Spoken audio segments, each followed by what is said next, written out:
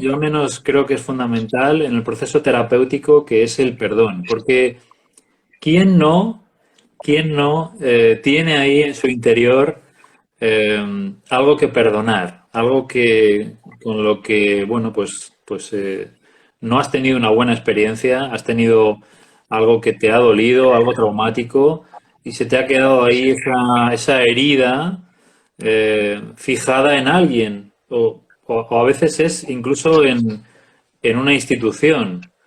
Es decir, no tiene por qué ser algo personal, ¿no? Entonces, bueno, pues bienvenido, Héctor. Gracias, Y gracias. la primera pregunta que me gustaría lanzarte es, ¿cómo Héctor, conectas personalmente con el perdón? Es decir, ¿qué ocurre en tu vida para que descubras que el perdón es algo tan importante y te vuelques en su estudio y en su tratamiento? Pues mira, es algo bastante sencillo. Yo estudié terapia transpersonal en la Escuela de Desarrollo Transpersonal de José María Doria, a quienes les estoy agradecido inmensamente y que les quiero mucho. Y allí en el primer curso me enseñaron esto del perdón transpersonal o del perdón terapéutico. Era un concepto que yo no tenía digamos, el concepto del perdón normal, de la calle, vulgar, no lo tenía en gran estima, ni pensaba que fuera algo sano, digamos. Y el concepto del perdón transpersonal, el perdón, digamos, verdadero, o el perdón filosófico, me llamó mucho la atención y ahí comencé a investigar. Entonces la tesis de final del curso la hice sobre el perdón y aproveché esa tesis para publicar un libro que se llama Te perdono, me perdono, que no es ni más ni menos que la tesis de final del curso, de ese curso de terapia transpersonal. Me interesó mucho el concepto del perdón porque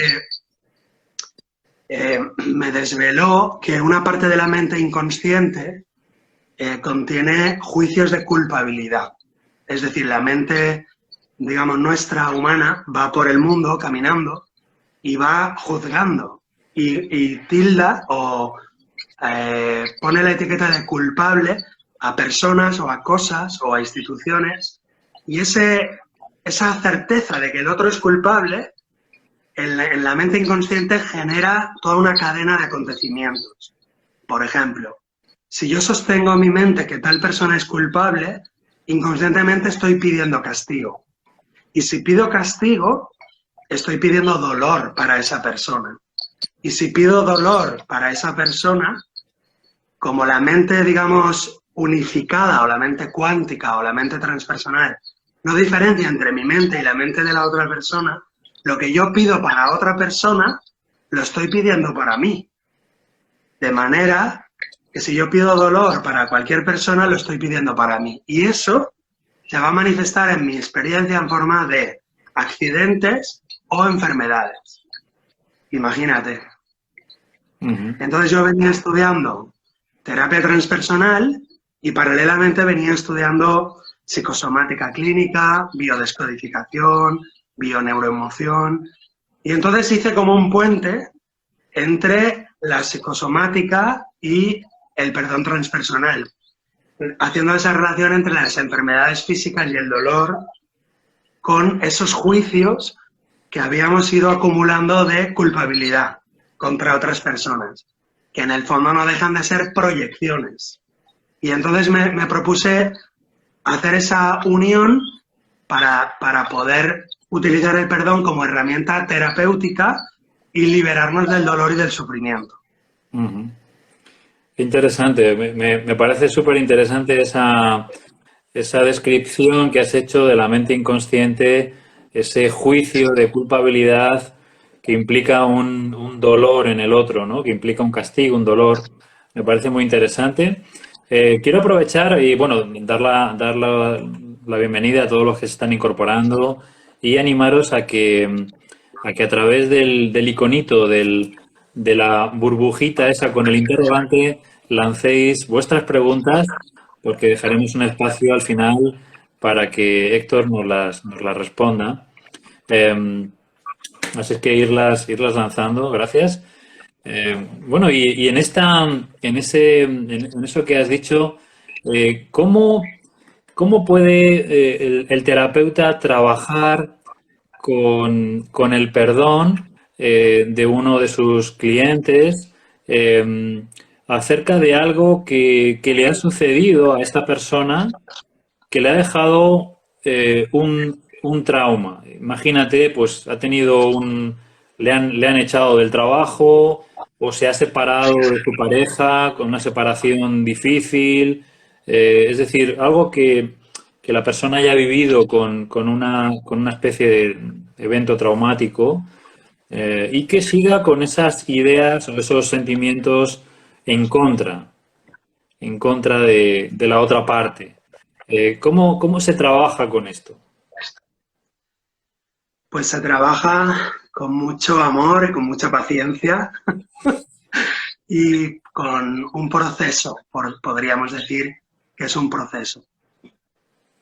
Hay gente que dice que el perdón es un instante, hay gente que dice que el perdón es un darse cuenta o digamos, un destello. Sin embargo, en mi experiencia cotidiana, yo veo que, digamos, las personas normales necesitamos un proceso para ir asimilando y para ir deshaciendo. Y ese proceso podríamos decir que tiene tres partes. La primera parte sería la fase en negro de la alquimia, que sería el permitirse sentir todos los sentimientos y emociones con relación a esos sucesos traumáticos. De permitirse sentir la rabia, la tristeza, el odio, el asco, el miedo. Esa fase que muchas veces se pasa por alto cuando se quiere hacer el perdón. Se dice, yo ya he perdonado o yo quiero perdonar. No, pero espera, antes de perdonar, vamos primero al infierno.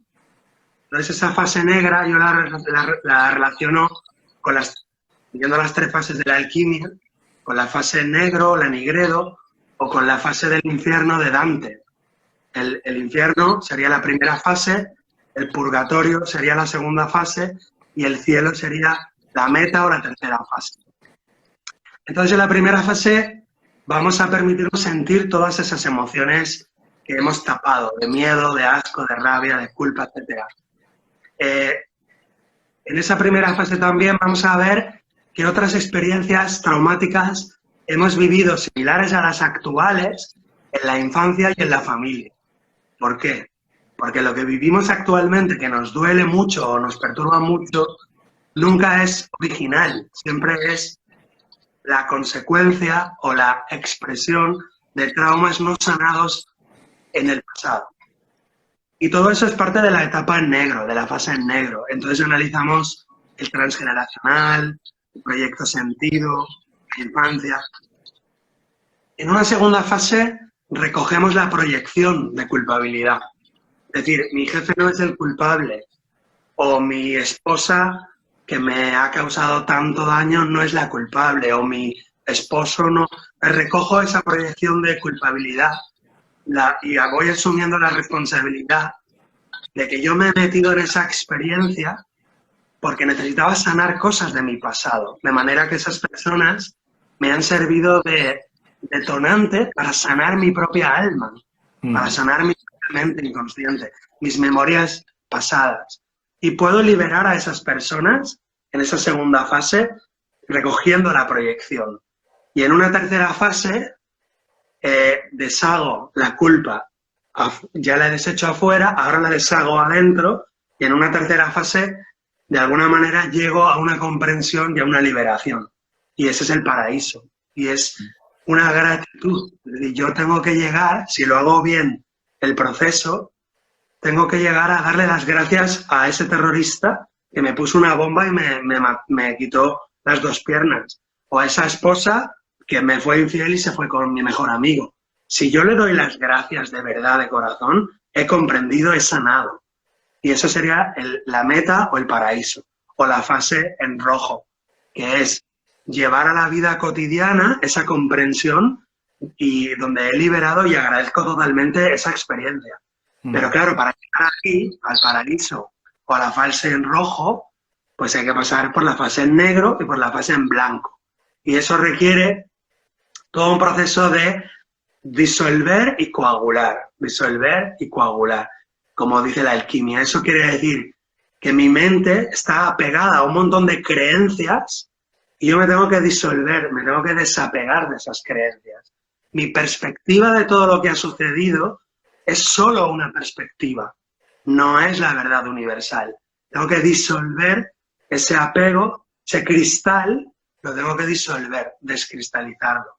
Luego lo tengo que volver a coagular y lo tengo que volver a cristalizar para verlo objetivamente. Como dice José María Doria, todo proceso terapéutico consiste en objetivizar algo que antes era subjetivo. Es decir, esta pena mía o esta traición que mía o este dolor mío lo objetivizo, es decir, lo veo desde fuera. Y esa vitrificación alquímica me permite verlo con objetividad. Entonces voy disolviendo y coagulando las veces que sea necesario para poder llegar a una perspectiva, digamos, transpersonal. O en el curso de milagros dicen cómo lo vería la mente recta este suceso. Y llegamos a un punto que es muy jodido para el ego y muy cabrón para el ego, que llegamos a un punto donde nada le sucede al Hijo de Dios que él no haya pedido de la marinera, ¿no? Entonces, yo he pedido esta traición, yo he pedido esta infidelidad, yo he pedido esta enfermedad, yo he pedido... Todo esto es muy jodido porque en un nivel, si tú le dices esto a una persona, se siente más culpable todavía. Encima de que tengo un dolor, encima me dices que lo he pedido yo. Claro, hay que llegar ahí poco a poco, suavemente, donde la persona es ella la que se va dando cuenta de esto. Es que no es que tú se lo vendes o se lo propones a primera instancia, sino que poco a poco la persona se va dando cuenta. Dice, ah, claro, yo he estructurado toda mi personalidad alrededor de una serie de dramas o de traumas familiares, y como he estructurado mi persona alrededor de la traición o de la humillación o del abandono, eso es lo que me voy a ir encontrando. Y darse cuenta de eso es muy liberador, pero es muy perturbador para el ego. Claro, estás hablando, Héctor, de un proceso de desapego muy fuerte del ego, pero imagino que la resistencia a soltar ese tipo de creencias más inconscientes debe ser muy, muy fuerte. ¿Cuánta gente llega realmente a esa liberación tan completa de la que estás hablando? ¿Cuáles son los obstáculos que se encuentran en el camino para poder llegar a ese último estadio de paraíso del que hablas? Teóricamente, el proceso como estrategia, digamos, filosófica o terapéutica, teóricamente toda persona que entra en ese proceso y lo cumple, llega a la meta. Es como decir, todo el que hace estas prácticas de esta manera y las hace bien, va a tener la experiencia. O sea que científicamente, digamos, hay una serie, digamos, de leyes o de estrategias que si se cumplen, se llega a la meta. Y también es verdad que, digamos, no todas las personas quieren o pueden llegar, precisamente por esos obstáculos que aparecen en el camino. Y esos obstáculos, pues, ¿cuáles serían? Los mismos que hay en las 12 pruebas del héroe, por ejemplo. Los mismos obstáculos que tiene que vencer Hércules son los mismos obstáculos que tiene que vencer cualquier mente humana para llegar a una liberación o a una paz interior, ¿no? Esos obstáculos, ¿cuáles serían? Pues el miedo, cuando vences el miedo tienes claridad, pero la claridad también se puede convertir en un obstáculo. La vejez, es decir, no quiero luchar más, no quiero aprender más, ya lo sé todo. El miedo, el poder, la claridad, la vejez. Son 4 obstáculos que se pueden sintetizar en las 12 pruebas de Hércules. Y cada prueba, digamos, 4 por 3, 12, es decir, son 3 pruebas para cada una de las 4 grandes pruebas, ¿no? Y bueno, eso está todo tipificado, está todo cartografiado. Lo bueno es que no tengo que inventarlo, sino que los grandes sabios nos lo han puesto ya en una cartografía, en un plano, en un mapa. No sé si conoces ese camino del elefante, Sí, el elefante, el camino budista de la mente, sí, sí. Cine. o la doma del búfalo, ¿no? Que se llama también en el budismo zen.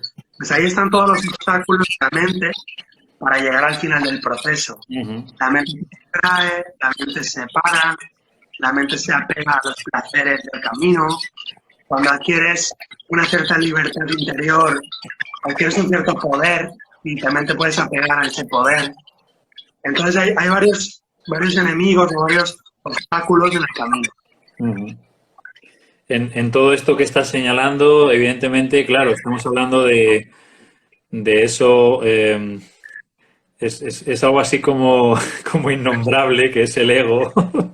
Eh, realmente el ego se puede, en tu experiencia, se puede trascender a través de los procesos de perdón. Es decir, el nivel de comprensión que te puede dar un proceso de perdón bien profundo te lleva a trascender en buena parte esa construcción que es el ego, ese apego al yo que tenemos. Yo creo que sí. A lo mejor estoy equivocado, pero... Y bueno, hay teorías de todo tipo, ¿no? Hay que matar al ego, dicen unos. Otros dicen, hay que trascenderlo. Otros dicen, no hay que hacerle ni caso. Otros hay que decirle, ¿qué ego? Otros dicen, ¿de qué habla? O sea, hay de todo, ¿no? Cada maestrillo tiene su librillo, pero yendo a algo más concreto, ¿no? Digamos, en pequeño se ve que sí que hay pequeñas trascendencias del ego. Cada vez que un cliente o una persona, o yo mismo, ¿no? Decimos, ostras, me he dado cuenta de que yo no me peleaba con mi mujer por esto y por aquello, sino que era miedo. Yo tenía miedo de tal, ¿no? Entonces, es una pequeña toma de conciencia, es una pequeña trascendencia. O me he dado cuenta de que yo buscaba la aprobación de mi madre. Todo el rato buscaba la aprobación de mi madre. Y cuando lo he comprendido, he ido a mi madre sin buscar nada y entonces ahora ya no me peleo con ella, o ahora ya no la odio, o ahora... Son pequeñas trascendencias del problema ego. La persona, y mi experiencia es que todo el mundo en la terapia tiene pequeños satoris, pequeños o grandes, donde la persona dice, sí, sí, me he dado cuenta que lo que yo odiaba a mi cuñada, resulta que era que mi cuñada manipula a mi marido. Y me he dado cuenta que la odiaba porque soy yo la que lo quiero manipular a mi marido. Sí, sí, No, sí. porque es lo que estoy haciendo yo. Y eso ya es una pequeña, digamos, elevación sobre el programa ego. Es una pequeña toma de conciencia de ver un poquito desde arriba cómo mi mente egoica estaba funcionando. Expectativas en los demás, expectativas en mis hijos, controlar a los demás, querer que los demás me quieran como yo quiero que me quieran. Quizá que ahí está el meollo de cantidad de enfermedades físicas y cantidad de enfermedades, digamos, psicológicas, ¿no? El quiero que me quieran como yo quiero que me quieran. Y el proceso terapéutico muchas veces a lo mejor no culmina en el paraíso, pero sí que hay pequeños, digamos, despertares, ¿no? Decir, ostras, renuncio a que mi padre me quiera como yo necesito que me quiera. Renuncio a eso y entonces acepto a mi padre tal y como es, con sus exigencias y sus rollos mentales y si no me acepta como yo soy, pues tampoco voy a buscar yo que él me acepte. Me relajo, me desapego de mis expectativas y de las suyas. Y eso ya es una pequeña trascendencia. Entonces, desde mi experiencia, da igual si llegamos al final o no. Lo importante es ir liberando todo lo que se pueda, ir desapegando todo lo que se pueda, ir perdonando todo lo que se pueda. Y cada persona a donde quiera llegar, a donde pueda. Muy bien, en esto que estás describiendo, Héctor, para que se produzca, en tu experiencia, para que se produzca esa liberación que produce el perdón, digamos que en los niveles de la experiencia de la persona tenemos un nivel, llamémosle, intelectual, de comprensión intelectual, tenemos un nivel emocional, donde se siente la emoción, y luego tenemos también un nivel físico, un nivel más somático. ¿En qué niveles hay que trabajar para que se produzca una verdadera liberación, una verdadera... Es decir, porque yo puedo tener una comprensión intelectual de lo que tú estás diciendo, de que, bueno, de que realmente mi jefe no es el culpable de lo que me ha sucedido, pero a lo mejor no es completa digamos, el trabajo. Es decir, ¿puedes hablar acerca de si hay alguna relación con estos tres niveles de la experiencia y la liberación que produce el perdón? Sí, yo creo que hay que trabajar en todos los niveles a la vez. Creo, ¿eh? Porque si bien el perdón, estrictamente, digamos, hablando, es una estrategia, por así decir, mental espiritual de la mente superior, una estrategia mental, pero sí que, digamos, el trabajo se ha de realizar en todos los niveles a la vez. Es decir, aquellas comprensiones que yo voy teniendo se tienen que reflejar en el mundo físico. Es decir, yo tengo que hacer actos que encarnen mis comprensiones mentales. Es decir, me tengo que hacer un viaje, o me tengo que regalar un pastel de chocolate, o me tengo que arreglar la postura. Es decir, mi cuerpo en el nivel físico tiene que expresar esas comprensiones para que se encarnen. En el nivel energético tiene que haber una revolución energética para que se remueva la energía y de alguna manera entre agua limpia, entre agua nueva.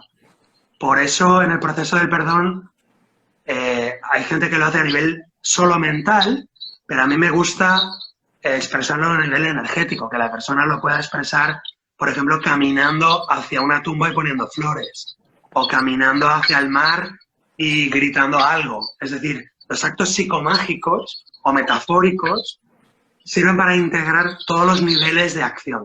Uh-huh. En el nivel emocional, yo tengo la experiencia, igual no es así, ¿no? Pero yo veo que si no hay un drenaje emocional, el perdón no es verdadero, no penetra, se queda en un nivel mental. Pero cuando hay un drenaje emocional, hay un movimiento emocional de purgación emocional, y entonces, digamos, pinchamos burbujas emocionales inconscientes y pinchamos la burbuja de la tristeza o nos permitimos adentrarnos en el océano de la tristeza infinita o del odio más visceral y más, digamos, satánico, no sé cómo decirlo, nos permitimos sentir esas emociones, eso produce una gran purga emocional y entonces eso permite que la mente se relaje como para recibir algo de la mente superior, que es de donde procede la estrategia del perdón verdadero, de la mente recta. Porque el perdón no es ni más ni menos que una visión clara. Es la visión clara del otro ser humano y ver que el otro ser humano es Dios, el otro ser humano es Cristo, el otro ser humano es Buda. Y esa visión clara solo puede aterrizar si se han generado las condiciones necesarias, digamos, en todos los niveles. Entonces, mi propuesta, cada terapeuta tiene su librillo, ¿no? Mi propuesta es que la persona haga o hacemos juntos un camino donde todos los niveles están involucrados. Y el nivel intelectual también es importante y por eso yo le pido a la persona que vea una serie de vídeos, que lea algunos artículos, que vea, por ejemplo, le pido que vea vídeos pues del transgeneracional o de psicología o de la sombra, para que la persona entienda lo que está pasando en la sesión. Uh-huh. De alguna manera la persona hace un proceso terapéutico, pero a la vez hace una especie de curso de desarrollo transpersonal. Uh-huh. Por eso yo hago las sesiones distanciadas entre una y otra. Antes las he hecho alguna vez semanalmente, las he hecho alguna vez quincenalmente, pero desde mi punto de vista y lo que estoy ahora recorriendo es un proceso en el que hacemos sesiones separadas por un mes, de un mes al otro. Y en ese mes la persona hace ejercicios o trabajos para asumir, digamos, parte de la responsabilidad de ese camino, diciéndole que yo no la voy a curar, yo no la voy a sanar. Yo nunca he curado a nadie, nunca he sanado a nadie, sino que yo la acompaño y que es ella la que va caminando, ¿no? La que tiene que hacer día a día ese proceso. Entonces se van introduciendo hábitos, técnicas que ella pueda incorporar en su vida cotidiana, en su día a día.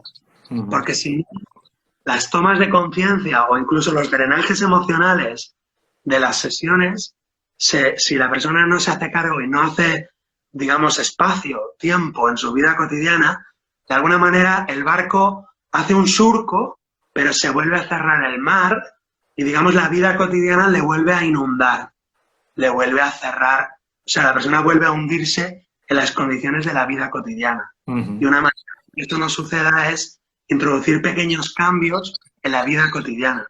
Oye, pues esto que has comprendido, ¿cómo lo puedes expresar? Pues me voy a pintar la habitación de azul. Pues venga. Pues me voy a apuntar a un gimnasio. Pues voy a practicar 5 minutos de meditación todos los días. Ves introduciendo en tu vida cotidiana formas de vivir esas comprensiones. Muy bien. Muchísimas gracias, Héctor. Aprovecho también de nuevo para todos aquellos que nos estáis siguiendo. Si tenéis preguntas para lanzarle a Héctor, por favor, en el iconito del bocadillito con el interrogante, poned ahí vuestras preguntas. Luego dejaremos un tiempo para que Héctor nos las pueda responder. Me gustaría ahora preguntarte acerca del terapeuta y de su propio proceso de perdón. Es decir, claro, porque nosotros no estamos libres de cosas que tenemos ahí, seguramente eventos que han sucedido. Es posible que con otras personas o incluso con nosotros mismos, es posible que no nos hayamos perdonado determinado tipo de cosas que hicimos en la vida. Entonces, ¿cómo trabajar con las propias... digamos, con los propios no perdones, con las propias culpabilizaciones del terapeuta? ¿Cómo lo haces tú en tu caso? Pues buscando a otro terapeuta que te ayude, que me ayude. En mi caso, pues yo lo hago. He buscado quien me ayude, quien me vea desde fuera y quien me ayude a organizar o a disolver, primero disolver y luego reorganizar cosas interiores de uno, porque uno no se ve la propia sombra. Entonces necesita alguien externo, ¿no? Alguien que te ayude desde fuera.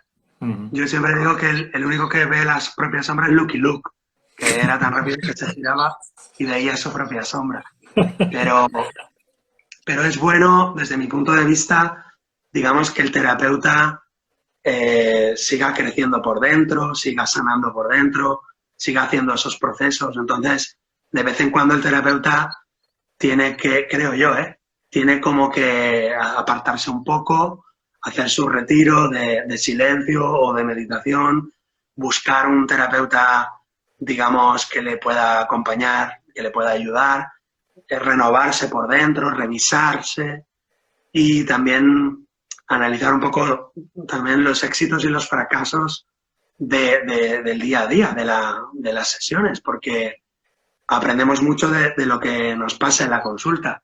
Siempre se dice que las personas que vienen a la consulta, no por casualidad, están ahí y de alguna manera también me sirve mucho a mí.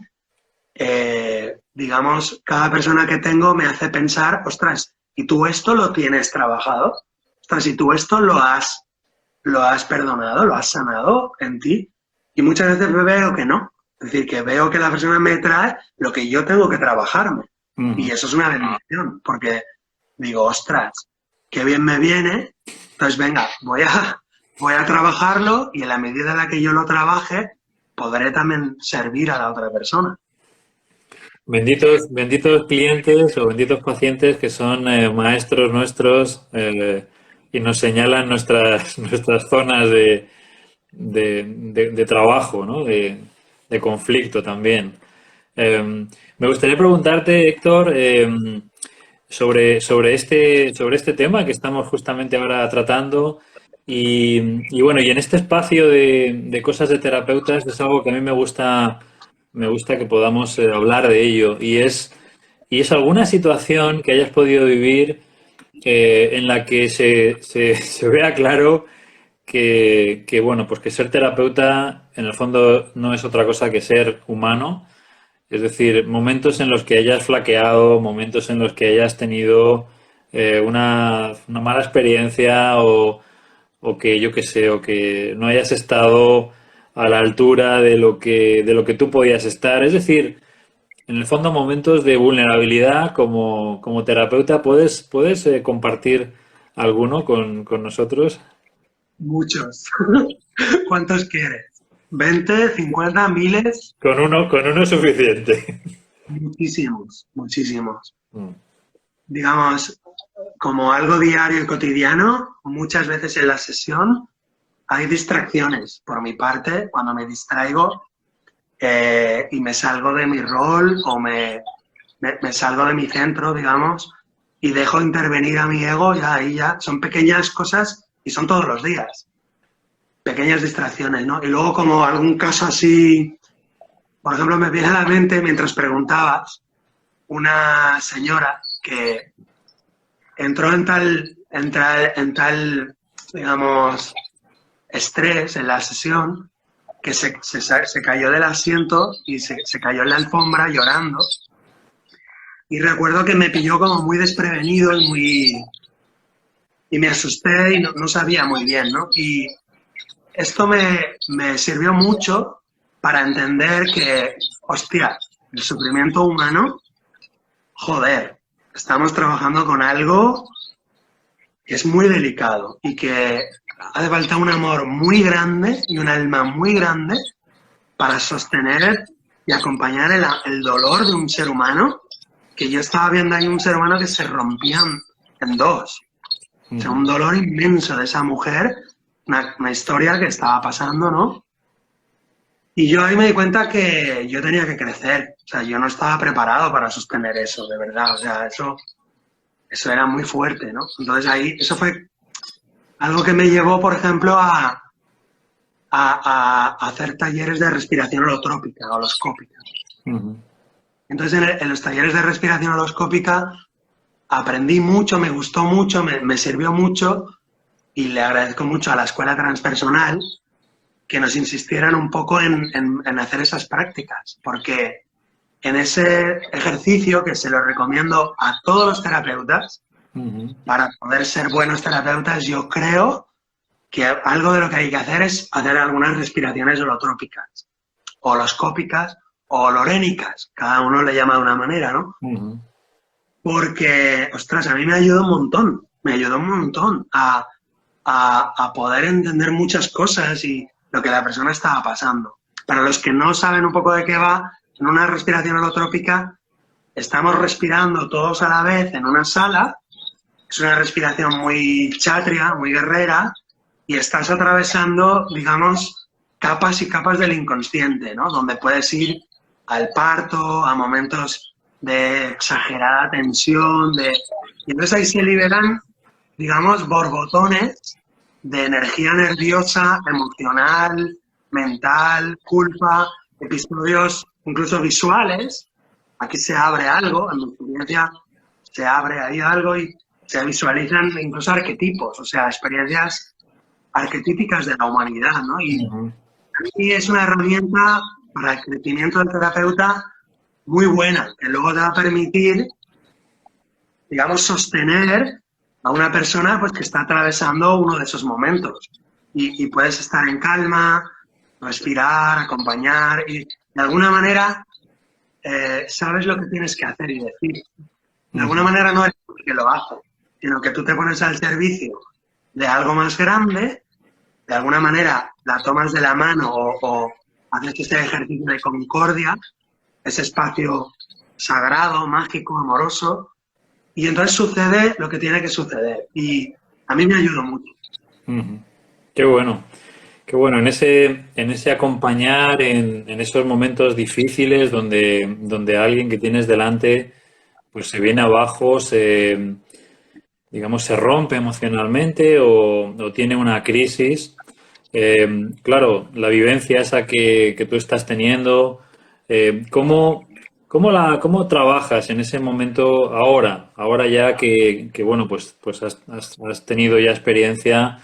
eh, ¿Qué haces en ese momento para poder sostener tu propia empatía con ese dolor de la persona? Es decir, ¿qué utilizas para mantenerte ahí presente con ese dolor? Joder, qué pregunta. Difícil. Pues es un poco lo que te he dicho, apelar a algo más grande, ¿no? Es como agarrar la mano de, digamos, en el curso de milagros sería agarrar la mano de Jesús o de Cristo, o agarrar la mano del Buda, o, digamos, ¿cómo ve esto la mente universal?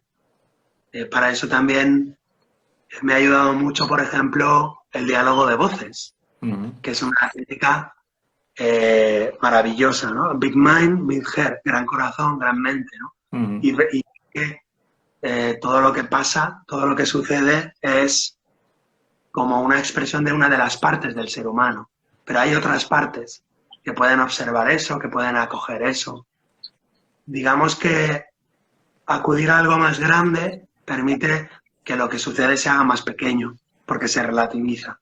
ujú, Y, y no me importa empatizar, a veces lloro en las sesiones y la persona a veces no me ve o no lo nota, y a veces yo lo siento, ¿no? Que me estoy emocionando, y yo me dejo, ¿no? Que pase lo que tenga que pasar.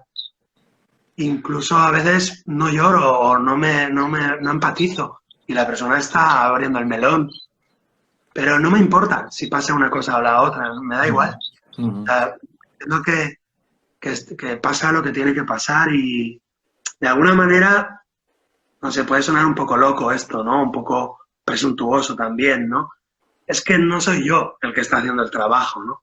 Lo que creo que hay que hacer es apartarse o hacer caña hueca y que vaya sucediendo lo que tiene que suceder. Incluso en mi experiencia sale la palabra mágica o la palabra adecuada o la frase adecuada, ¿no? Y le digo, ¿y qué te hace sentir eso? ¿Y a dónde te lleva eso? Y de alguna manera no es algo que sale de mi voluntad el decírselo, sino que yo me dejo llevar por ese campo, digamos, curativo, ese ujú, campo sanador, que es más grande que nosotros y que en la antigüedad, por ejemplo, pues era el dios de la medicina, era Serafis, o era Asclepios, ujú. o el Espíritu Santo, si le quieres llamar así, ¿no? O el campo de las constelaciones familiares, ¿no? Ese campo sanador al cual se le puede invocar. Ujú, ujú. Qué bueno, pues muchas gracias por compartirnos esta forma que tienes de trabajar en esos momentos. Y sí, me resuena esto que es el de desaparecer, desaparecer en el yo, ¿no? Y simplemente convertirte en una especie como de canal que está actuando ante la situación que está ocurriendo, ¿no? Sería algo así, ¿verdad? Sería algo así. Sí, Muy es bien, muy muy bien. bello. Es muy bello cuando lo conseguimos hacer bien. Siempre al acabar la sesión uno tiene la sensación de que nos hemos curado los dos, de que nos estamos sanando los dos y de que vamos por el buen camino. O sea, uno tiene la sensación de cuando uno se coloca, ¿no? En esa posición de caña hueca, de observador, y permitir que ese espíritu de la medicina se haga presente y sea él el que sane. En Ujú, naturopatía se habla de la fuerza curativa de la naturaleza, vis naturae medicatrix. Y fíjate que la palabra terapeuta, Jesús, te lo quería decir porque a lo mejor hay gente que no lo sabe, ¿no? Si lo miras etimológicamente, parece ser que viene de... Bueno, ¿tú lo has mirado? ¿Sabes lo que significa? sí lo he mirado, pero yo tengo muy mala memoria. Entonces, ahora mismo no sabría responder. O sea, que es como si no lo hubiera mirado. Es que a mí me gusta mucho la etimología Ujú, y si tú te vas a las palabras latinas y a las palabras griegas, son maravillosas, ujú, te aclaran un montón.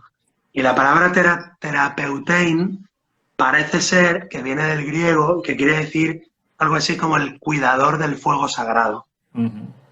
Es decir, el terapeutein sería el sacerdote del templo que se encargaba de cuidar el fuego. Entonces, digamos, el que cura es el fuego, no es el terapeuta.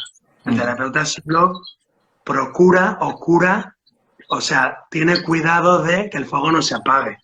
Digamos, curar es vigilar. Curar es como que dice, cuida de mi hijo o cura de mi hijo. Curar en una etimología antigua es cuidar. Entonces lo que hacemos es cuidar ese fuego, pero no tenemos que inventarlo, el fuego ya está ahí. Juego ya Yo está. creo mucho en eso, creo mucho en que en el fondo del alma humana o de la mente humana está el fuego divino, el fuego primordial, el fuego ígneo, del que Ujú. hablaban los estoicos o del que hablan los budistas, ¿no? La mente del Buda es, es la luz primigenia, es la vacuidad, y el terapeuta cuida ese fuego, entiendo. Qué bueno, pues no me suena esto que acabas de contar y me parece muy bonito. Me parece una,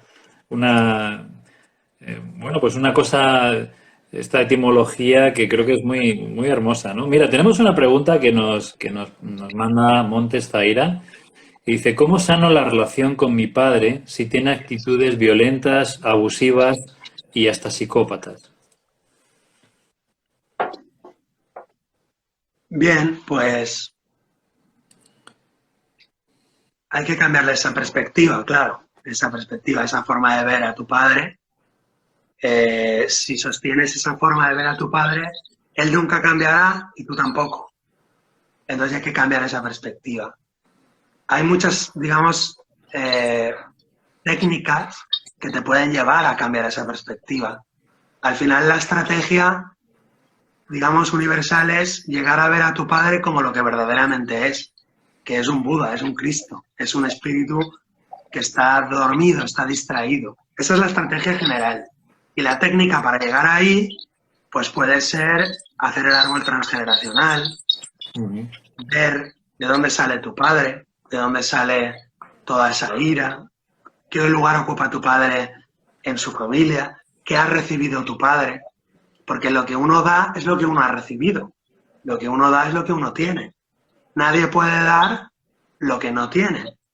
Por lo tanto, una persona que da una serie de cosas, las da porque las tiene, porque las ha recibido. Entonces, tú no le puedes pedir a tu padre que te dé lo que no tiene. A lo mejor el problema lo tienes tú y no tu padre. ujú. Y bueno, se tiene que llegar a un punto más profundo de liberar a esa persona, de concederle su libre albedrío, de que haga lo que quiera, sin yo juzgarlo. Eso sí, en el nivel de la forma, en el nivel del mundo, que esto es un problema que hay con el perdón, que es que en el perdón hay como, digamos, dos niveles.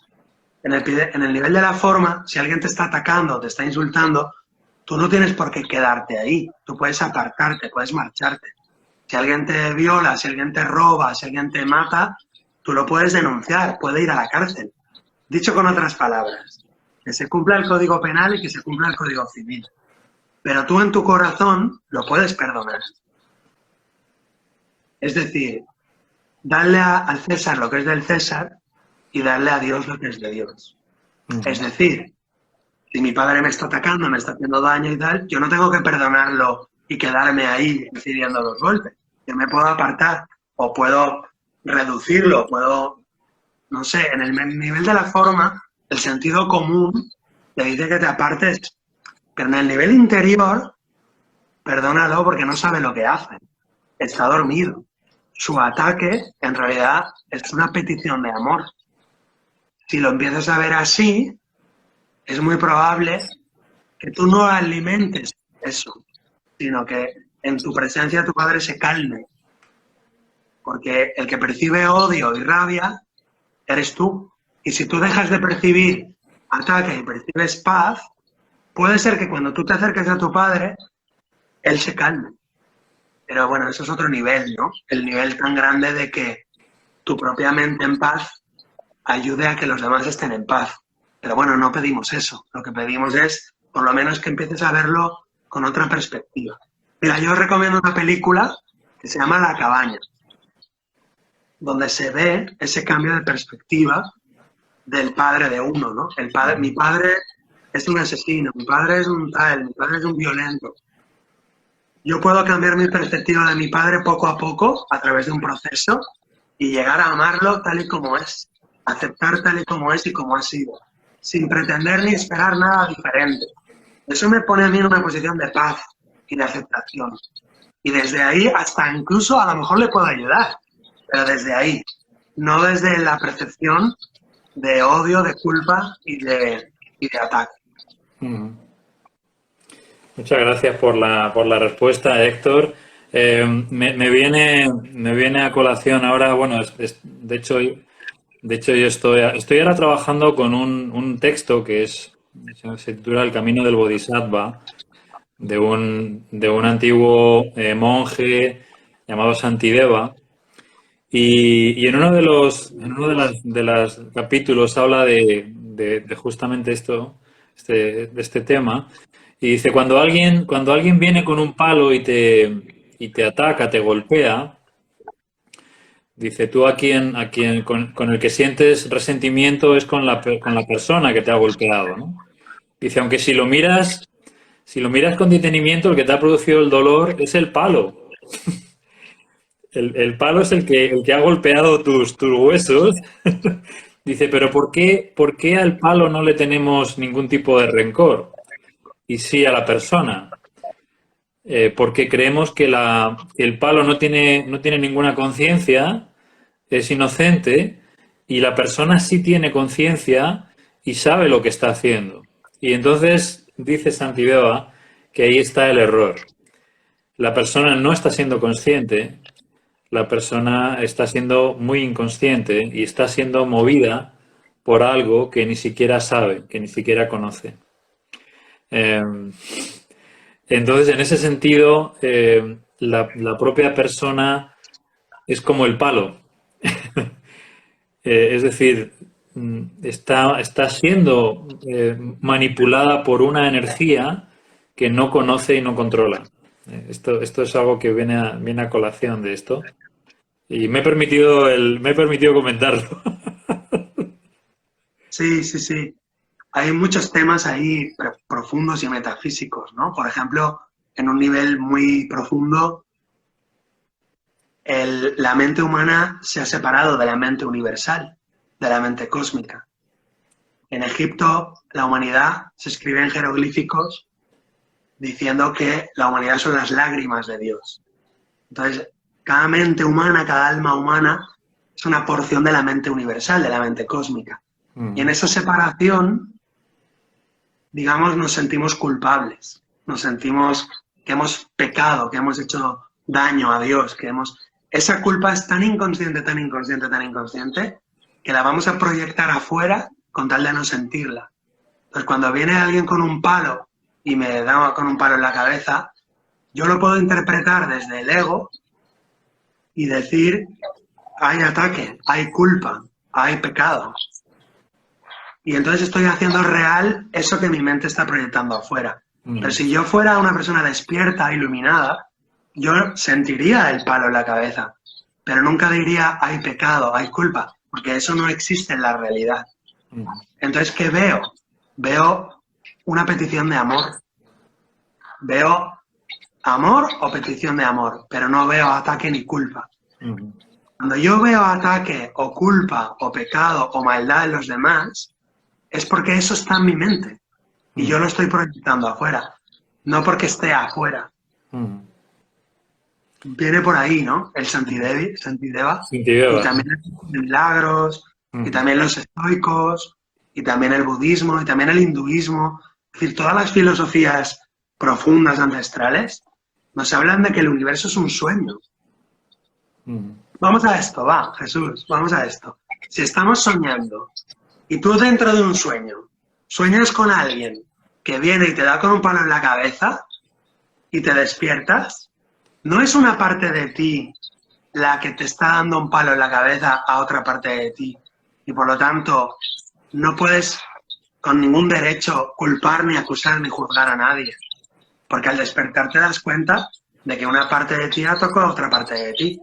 Pues, ¿por qué no, cuando abrimos los ojos por la mañana, por qué no lo consideramos un sueño? Y cada ataque que veamos contra nosotros, considerarlo que es una parte de mí contra una parte de mí. O sea, hay que deshacerlo adentro y no afuera. Hay que deshacerlo adentro, despertando del sueño, no devolviendo con un palo al otro. Bueno, se nos va a quedar corto. Estoy viendo la hora, Héctor, yo no sé si alguien más tiene alguna otra pregunta.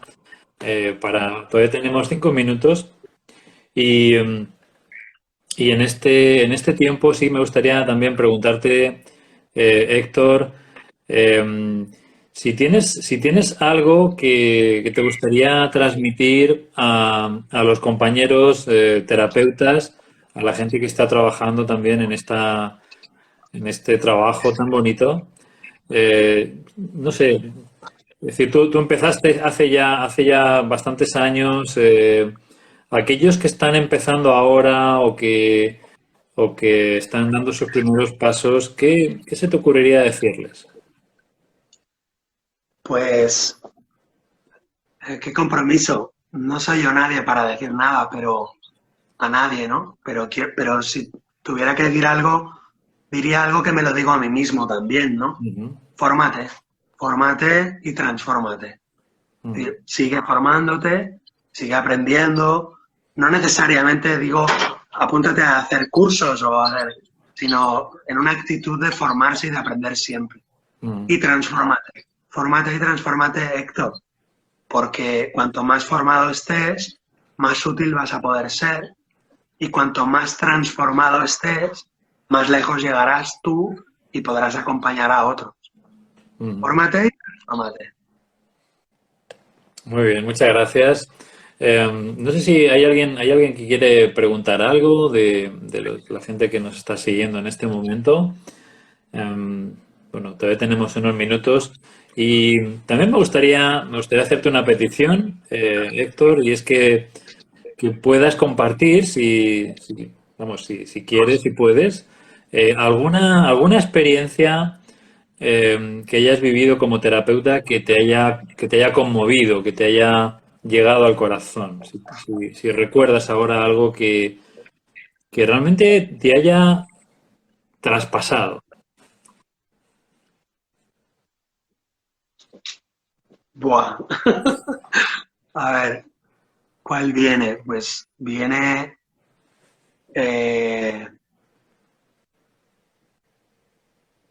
muchas, ¿no? Te podría contar un montón de casos increíbles, ¿no? Chulísimos, de gente que desaparece su tumor del hígado o que desaparece su tumor del intestino grueso o que se cura de la psoriasis o que se cura de la depresión, montones, ¿no? Pero así algo grande, por ejemplo, que me haya traspasado, pues te puedo contar una experiencia mía propia, por ejemplo, ¿no? Una terapia donde yo soy sanado por un terapeuta, en vez de una experiencia de un cliente mío, ¿no? Sí. Mi terapeuta me hace ver que yo he estructurado toda una personalidad y he creado todo un sinfín de experiencias por una historia de mi infancia que aparentemente yo tenía olvidada y que fue, digamos, un trauma y que toda mi estructura personal se hizo como una bola de nieve alrededor de eso. Cuando me lo hace ver, se me caen todas las vigas del edificio, digamos, egoico al suelo. O sea, pero ¿cómo he podido yo qué sé, ¿no? Tener miedo de esto o aversión a esto o tener odio a este tipo de cosas? Es algo que yo voy repitiendo durante décadas por una cuestión de la infancia. Y entonces me hace pensar que si eso es con una cuestión en concreto, ¿qué no pasará con otras cuestiones?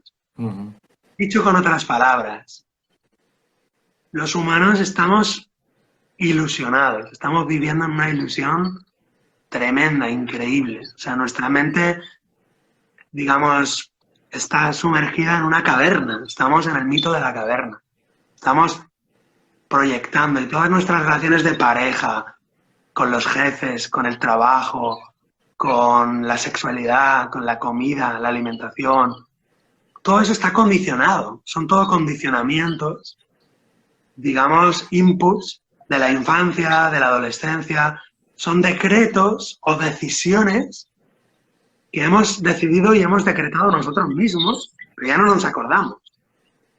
Y entonces llegar, que tu terapeuta te lleve a, mira, tienes 12 años o tienes 8 años y decretas, por ejemplo, pues que eres culpable de haber matado un nido de pájaros, de haberlos pisado y por lo tanto ya nunca más tienes derecho a vivir en paz en una familia, por ejemplo, ¿no? Y ya toda tu vida de mayor ya rechazas la familia, odias la familia, por una decisión, ¿no? Entonces son como si fueran votos, digamos, kármicos o decisiones que hay que revocar y que me han llevado, digamos, a una liberación muy grande, ¿no? Decir, hostia, pues al final es una tontería. Sostenemos el sufrimiento y el dolor nosotros mismos con nuestras decisiones. Y cuando llegas a un pollo congelado de esos y lo congelas, ¡guau! Vamos a decir, Dios, qué liberación, ¿no? Y entonces eso es extrapolable a todas las personas y poder servir en ese camino a otros seres humanos, pues es un regalo cósmico. O sea, gracias. Qué bueno, qué bueno. Pues muchísimas gracias por compartir esta experiencia tuya personal, por compartirnos tu saber, tu forma de abordar el perdón y el valor que le das, por tu generosidad también, Héctor. Y bueno, pues por esas cosas que nos traes, que yo, por ejemplo, he aprendido lo del origen de la palabra terapeuta. Muchísimas gracias. Y vamos a despedir este Cosas de Terapeutas de hoy, dando las gracias a todos los que estáis ahí siguiéndonos. Os esperamos en el camino del terapeuta y también os animamos a que conozcáis a Héctor Gil y a su trabajo. Tenéis su página web también para poder verlo. Así es que muchas gracias a todas, todos. Que tengáis un día estupendo y que nos vemos en el camino. Muchas gracias. Un abrazo muy grande para todos. Y nada, si quieres, acabo con un cuento de 3 palabras. Ok, sí. Lo recuerdo muy a menudo. Un hombre va al Buda y le dice, yo quiero felicidad. Así como enojado, ¿no? Y el Buda le dice, quita el yo, que es ego. Quita el quiero, que es deseo. ¿Qué te queda? Y ese es el proceso terapéutico. Muy bueno, muy bueno. Pues muchísimas gracias. Nos quedamos con este cuento tan profundo y tan elocuente. Y nada, estamos ahí. Hasta pronto.